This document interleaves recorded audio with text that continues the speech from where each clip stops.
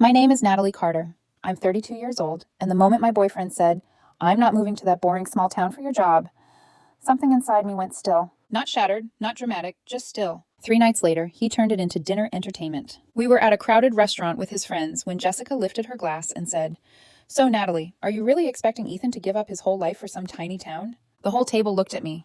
Ethan smiled like this was harmless. I set my fork down.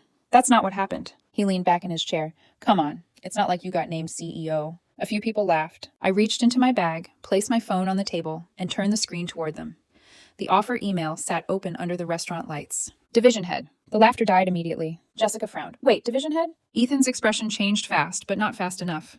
"That's not the point," he said. It was exactly the point. I locked my phone, slipped it back into my bag, and stood up. "You're right," I said calmly. "It isn't." I left him there with the check, the silence, and the faces of the people he had fed half a story to. At home, he followed me into the kitchen.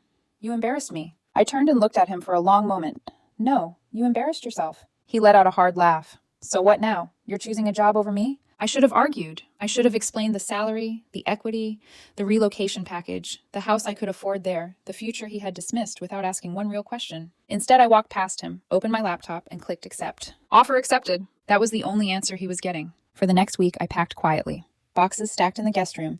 Paperwork moved forward. A lease was signed in Millbrook. Movers were booked for Monday morning. He noticed the boxes on Sunday night. "What is this?" he asked. "My move." His face went blank. "You're serious?" "I've been serious the whole time." "We're engaged." "We were planning a future," I said. "You decided it only counted if it happened on your terms." That was when the panic finally hit him. His voice softened. "Natalie, don't do this. We can figure something out." I held his gaze. "You already told me what figuring it out looks like to you." He tried anger next, then bargaining, then silence. None of it changed anything. The movers came at 8. By noon, the apartment echoed. My pictures were gone from the shelves. My coats were gone from the closet.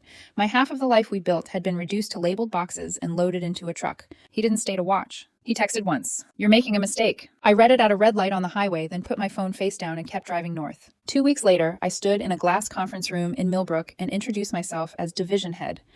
No one smirked. No one minimized it. They listened.